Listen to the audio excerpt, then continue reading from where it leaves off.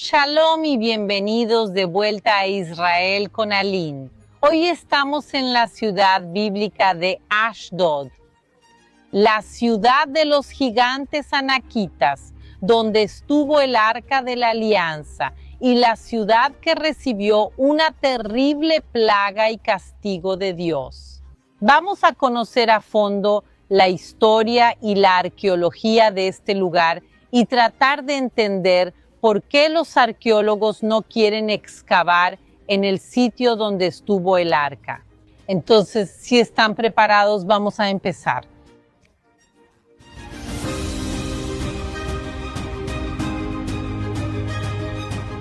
Ashdod es uno de los lugares que más guarda secretos arqueológicos y bíblicos de toda la tierra de Israel. Y por eso, sin duda alguna, tendremos un día muy sorprendente.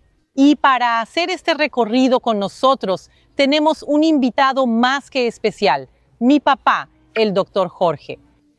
Shalom, amigos, shalom a todos. Miren, estoy tan satisfecho de conocer este lugar. Aline, va a ser maravilloso. Y ahora sí, entonces, si están preparados, vamos a comenzar y ahora sí vamos a entrar en la fortaleza de Ashdod, Yam Ashdod.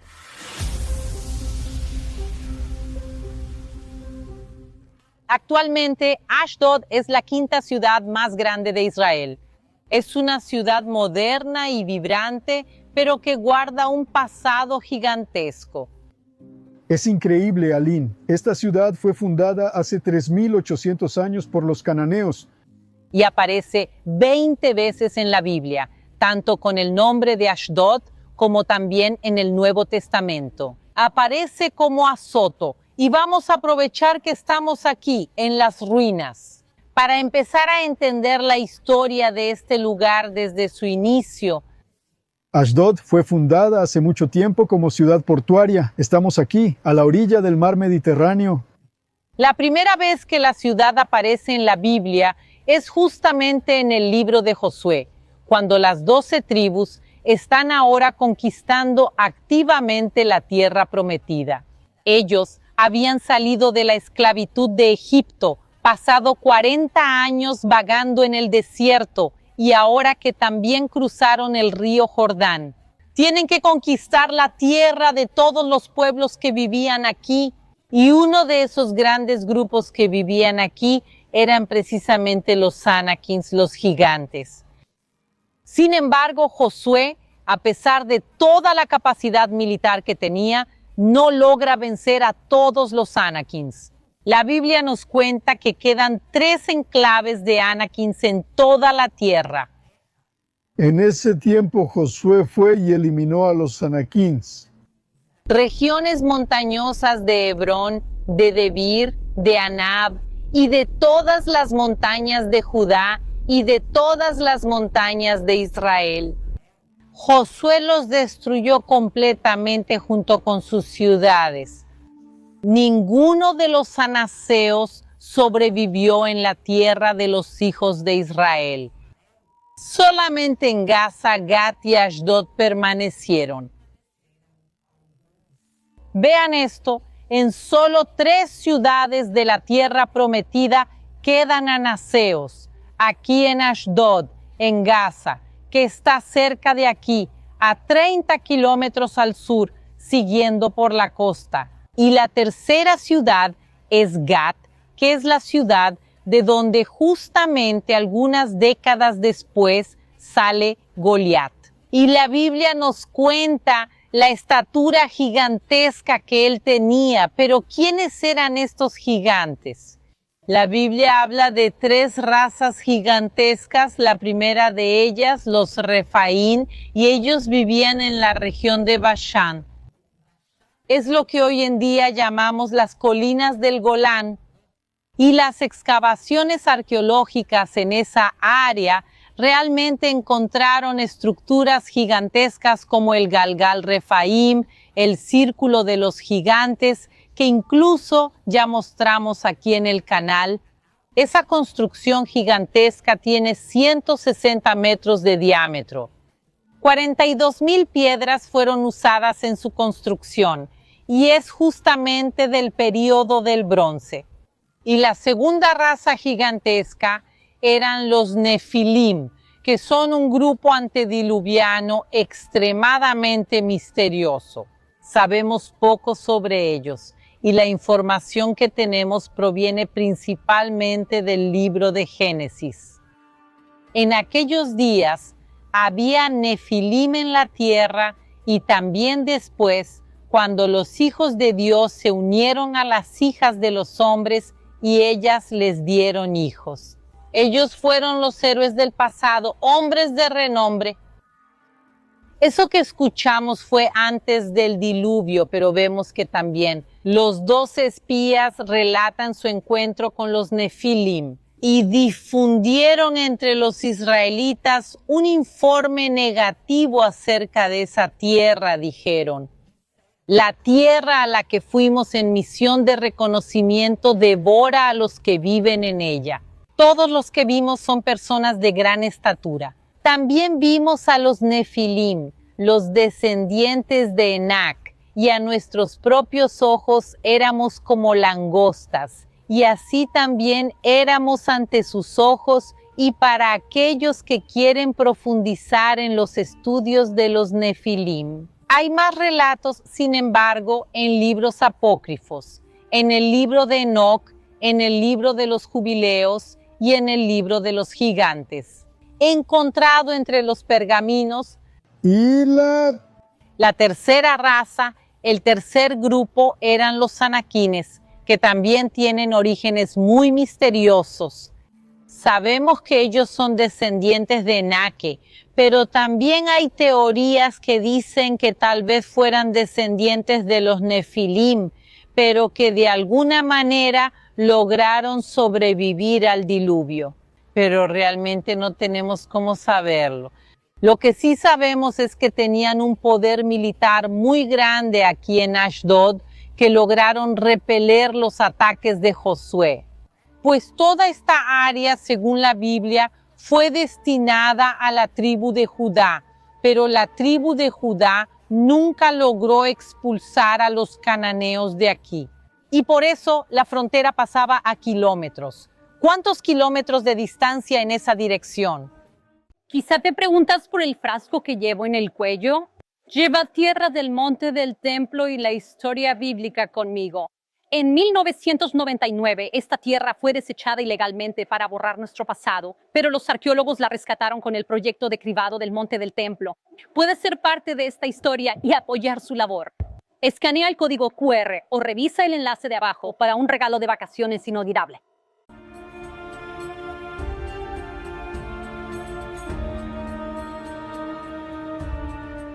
Pero ¿qué pruebas arqueológicas tenemos de los anaquitas fuera de la Biblia? Justamente uno de los hallazgos más importantes no vino de aquí de Ashdod, sino de Egipto. Fue justamente un texto de execración de hace 3000 años. ¿Qué significa eso? Se encontró un pedazo de cerámica y en él una lista de pueblos enemigos del faraón aquí en Canaán. Y entre ellos está Ianak, que significa el pueblo de Anak, los anaquitas, e incluso menciona el nombre de sus reyes, los reyes de Anak, Erum, Abiyamimu y Akirum. Los textos de execración eran parte de un ritual para neutralizar enemigos. ¿Cómo se hacía esto? Los nombres de reyes y pueblos enemigos se escribían en cerámicas o en estatuillas, y entonces el faraón o sus sacerdotes rompían esos objetos mientras recitaban maldiciones. Y deseaban que, de la misma manera que ese jarrón o esa estatuilla estaba siendo destruida, sus enemigos sufrieran el mismo destino. ¿Y te imaginas entonces cuán poderosos debían ser los anaquins? El pueblo de Anak, para ser considerado un enemigo digno del gran Egipto antiguo. Quiero decir, el faraón, el gran faraón de Egipto, hace 3000 años, consideraba este lugar y a los anaquins como enemigos de alto nivel. Papá, estoy segura de que todos quieren saber de todo lo que vemos aquí a nuestro alrededor, qué es de la época, qué es de los anaquins aquí. Pues sí, los anaquins son de la era del bronce, pero aquí todo es posterior, no es exactamente de los anaquins. Ahora estamos dentro de la fortaleza de Ashdod Yam y esta área fue construida por primera vez en el período de los asirios hace más o menos 2700 años y después también fue destruida y reconstruida. Muchas veces, incluso en una de las reconstrucciones hubo estas columnas del período bizantino ahí exactamente. Entonces esta área en la que estamos es posterior. Pero aún hoy, chicos, vamos a caminar juntos por el área del período del bronce, así que no se preocupen porque vamos a llegar a la parte realmente original de Ashdod Yam. Pero antes de que sigamos nuestra caminata, quiero seguir nuestra línea del tiempo. Porque estábamos hablando de Josué. Josué intentó conquistar Ashdod de los anaquitas, pero no fue él quien logró conquistar esta ciudad. No mucho tiempo después, ¿fueron los filisteos? Exactamente. Y esta ciudad pasa a ser parte de la Pentápolis de las 5 grandes ciudades filisteas que incluían Ashdod, Ecrón, Gad, Ashkelón y Gaza. Y no nos sorprende que estas 5 ciudades estuvieran en la costa o muy cerca de ella, porque los filisteos formaban parte de los pueblos del mar, un pueblo invasor originario del mar Egeo, de la isla de Caftor, que creemos que es la isla de Creta. Y ellos cruzan el mar Egeo, cruzan el mar Mediterráneo y llegan aquí a la costa de Canaán y toman esta parte sur de la costa. Para ellos, después de 450 años de dominio filisteo, la ciudad es conquistada por el imperio asirio, luego por los babilonios, los persas, los griegos, el reino asmoneo, que era un reino judío, el imperio romano, el imperio bizantino, diferentes califatos islámicos, los cruzados, el imperio mameluco y el imperio otomano. Fue parte del mandato británico hasta que finalmente pasó a ser parte del Estado de Israel en 1948. La ciudad realmente pasó de manos en manos y cada pueblo dejó su huella. Ahora dejamos la fortaleza para comenzar nuestro gran viaje. Una gran caminata de 2 kilómetros para conocer la parte más antigua de Ashdod, la parte que realmente tiene más de 3000 años y guarda sus secretos.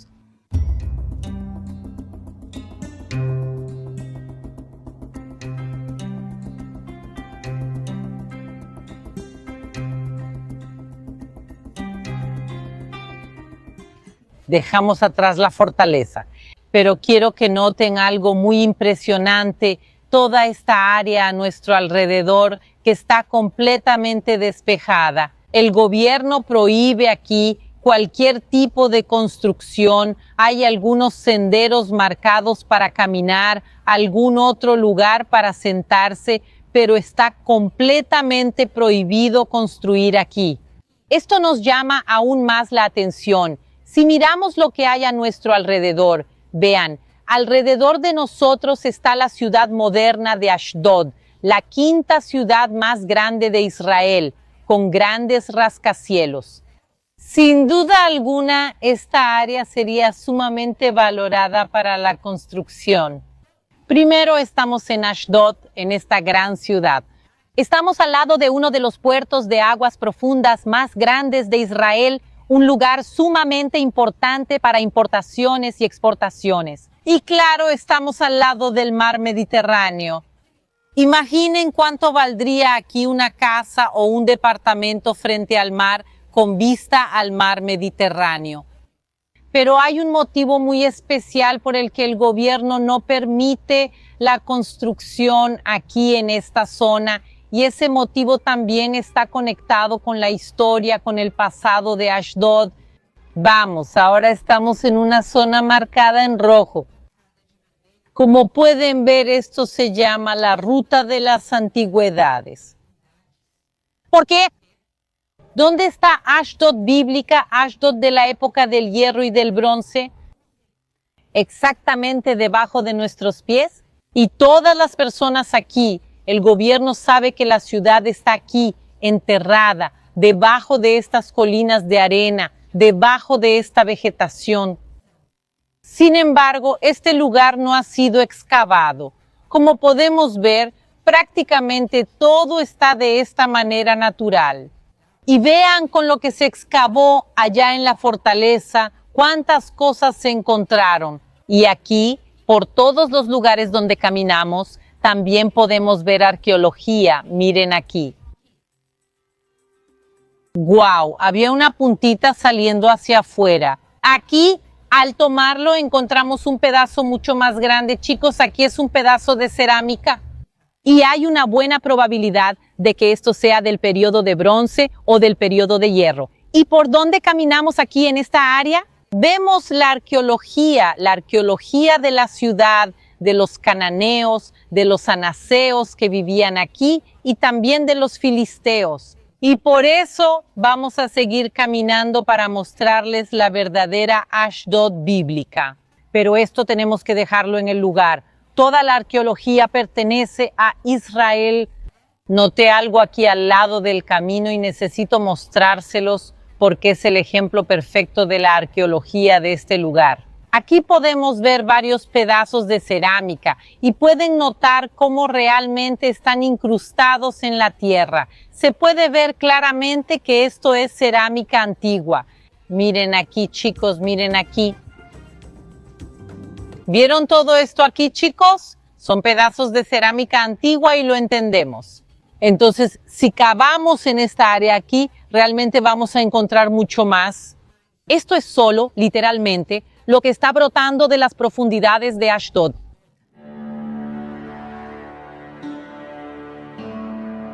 En el periodo del hierro, los filisteos se convirtieron en los grandes enemigos del pueblo de Israel y hubo muchas batallas entre los dos pueblos.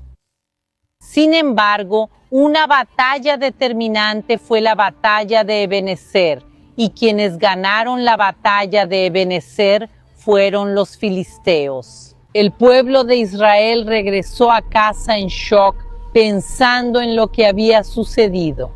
Pero en vez de volverse al Dios de Israel, de clamar por ayuda a Dios, deciden hacer algo de una manera más fácil, entre comillas, y también algo sin precedentes. Ellos van a Silo, al tabernáculo, entran en el lugar santísimo y toman el arca de la alianza. Dentro de ella estaban las tablas de la ley, el maná y la vara de Aarón. Y ellos toman el arca de la alianza y la llevan al campo de batalla. Tal vez una manera de llevar el arca como un amuleto para ayudar en la guerra. Ellos no entienden que el arca no sería lo que haría la diferencia, sino su fe en Dios, la presencia de Dios haría la diferencia y no el arca.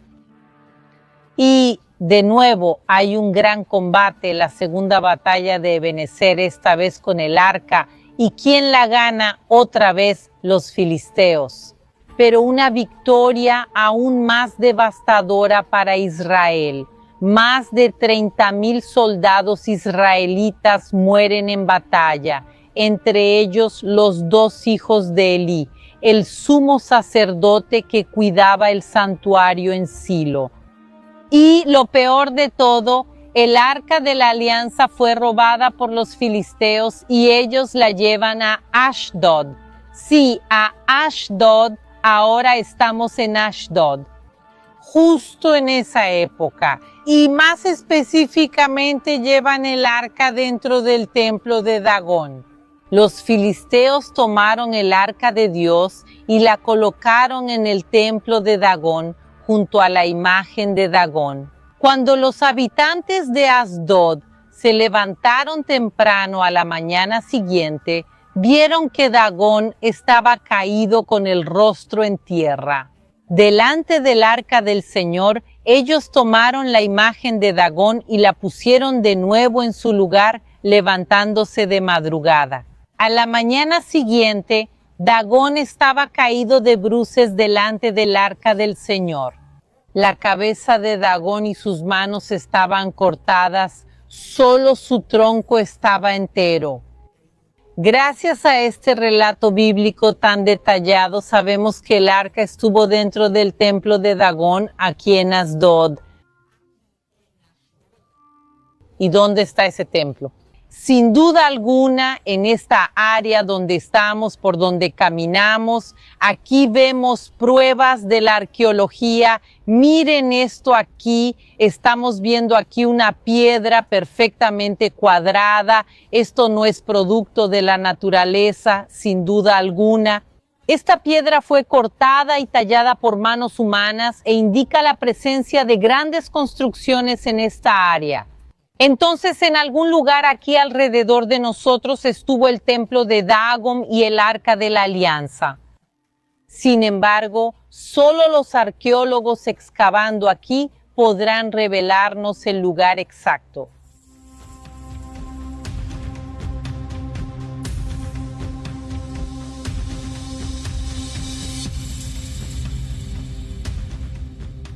Una pequeña parte de esta área sí fue excavada, que es justamente esta área donde estoy ahora, y con un poco excavado.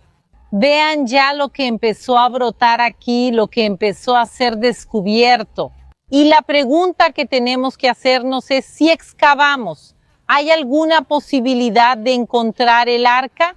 Y la respuesta es no, porque el arca sí fue llevada a Ashdod. Sin embargo, la ciudad sufrió un terrible castigo de Dios. La ciudad sufrió una plaga de Trorim. Trorim en hebreo significa hemorroides. Sí, una plaga de hemorroides para esta ciudad. Desafortunadamente, cuando leemos las Biblias hoy en día traducidas a otros idiomas, a veces vemos esto traducido como heridas, úlceras, cánceres, tumores. Hay varias traducciones diferentes para esa palabra, pero el significado original y correcto es una plaga de hemorroides.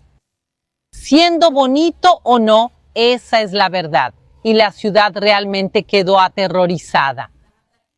Entendiendo que la plaga vino debido al arca, y por eso sacaron el arca de la ciudad y la enviaron a otra ciudad, Filistea, y pasó de una ciudad filistea a otra, y donde llegaba esa plaga seguía a la población. Y al final, los filisteos deciden devolver el arca, sus dueños, al pueblo de Israel y la envían a Beit Shemesh. De ahí sigue a Criat Yarim y finalmente sube a Jerusalén, donde posteriormente fue colocada en el templo. Entonces, ahora estamos en una de las estaciones del Arca de la Alianza y realmente necesitamos seguir con nuestro recorrido, porque ya veo que al fondo se acerca una gran tormenta.